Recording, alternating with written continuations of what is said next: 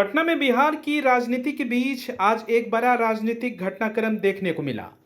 पूर्व राजद नेत्री रितु जायसवाल ने भारतीय जनता पार्टी की सदस्यता ग्रहण कर ली है। भाजपा में शामिल होने के बाद उन्होंने नेता प्रतिपक्ष तेजस्वी यादव पर जमकर हमला बोला। रितु जायसवाल ने कहा कि तेजस्वी यादव को अभी अपने पिता लालू प्रसाद यादव से राजनीति सीखने की जरूरत है।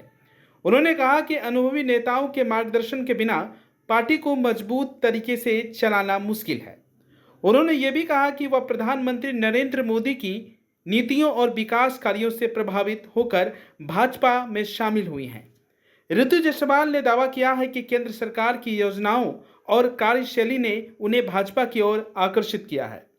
साथ ही उन्होंने राजद के भविष्य को लेकर भी बड़ा बयान देते हुए कहा कि अगर तेजस्वी यादव पार्टी संगठन को बेहतर तरीके से नहीं संभालते हैं और वरिष्ठ नेताओं के अनुभवों का लाभ नहीं लेते हैं तो आने वाले समय में राष्ट्रीय जनता दल कमजोर हो सकती है। इस मौके पे भाजपा प्रदेश अध्यक्ष संजय सरावगी भी मौजूद रहे, जिन्होंने पार्टी की सदस्यता ग्रहण कराए। इस मौके पे कई बिहार के मंत्री भी मौजूद दिखे।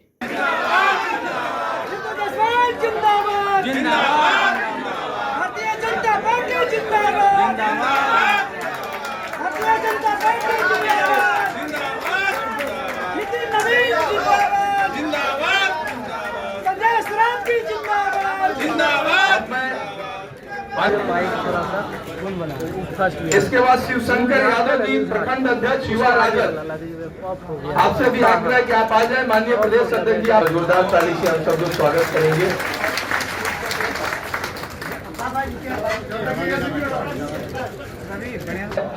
एक बार जोरदार ताली से हम सब लोग इस अवसर पर। ये सबसे गर्व का दिन है।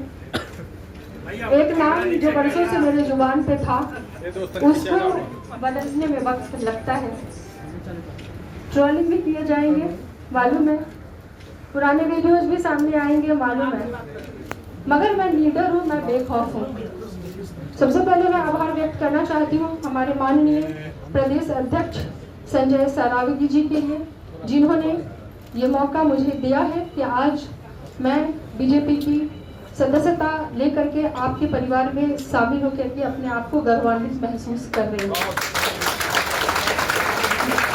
माननीय पूर्व प्रदेश अध्यक्ष दिलीप जायसवाल जी यहाँ पे मौजूद हैं, उनका आशीर्वाद मुझे हमेशा से मिलता रहा है और मैं आज खुद को बहुत ही भाग्यशाली समझ पा रही हूँ कि आज मैं इस कार्यालय में मौजूद हूँ और मैं उन महान शख्सियत, मुझे कहने से कोई गुरेज नहीं है।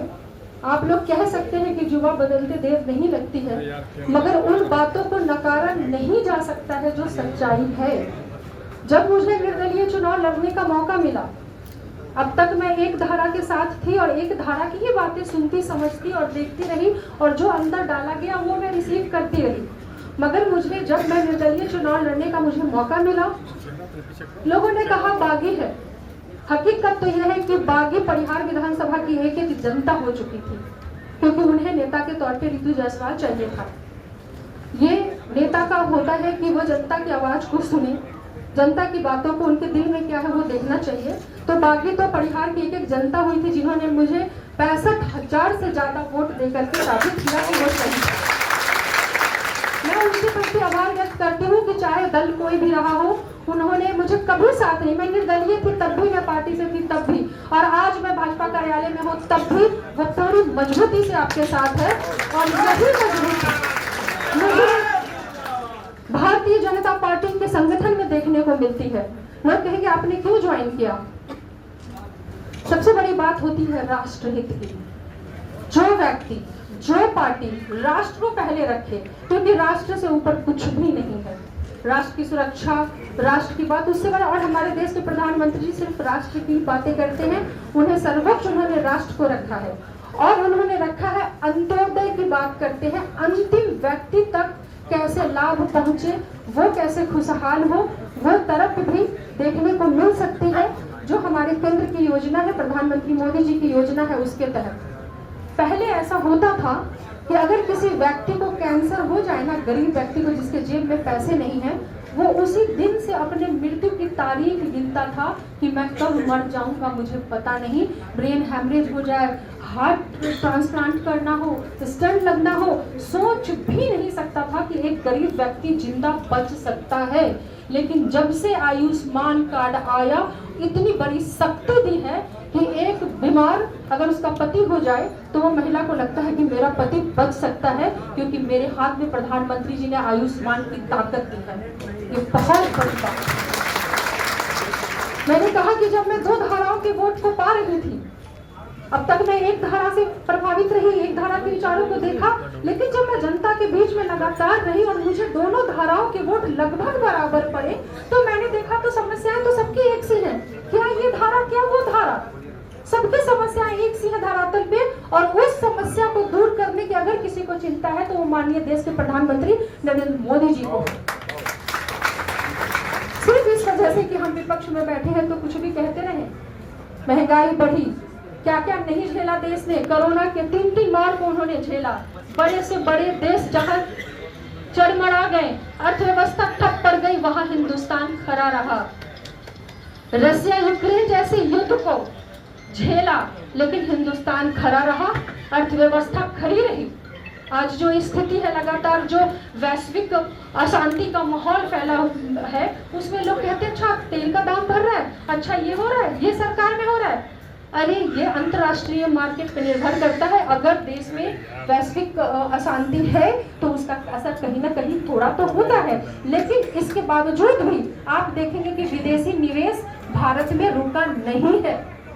लगातार इंफ्रास्ट्रक्चर डेवलपमेंट पे काम हो रहे हैं, लगातार अंत्योदय पे काम हो रहे हैं।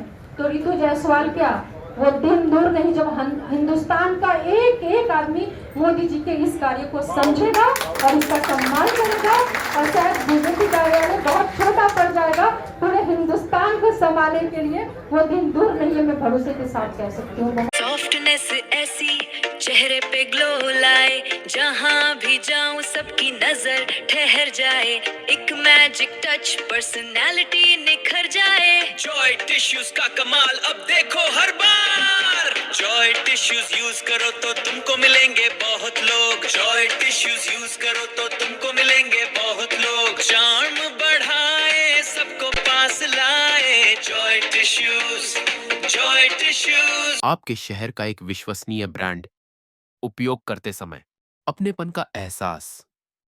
Joy tissue paper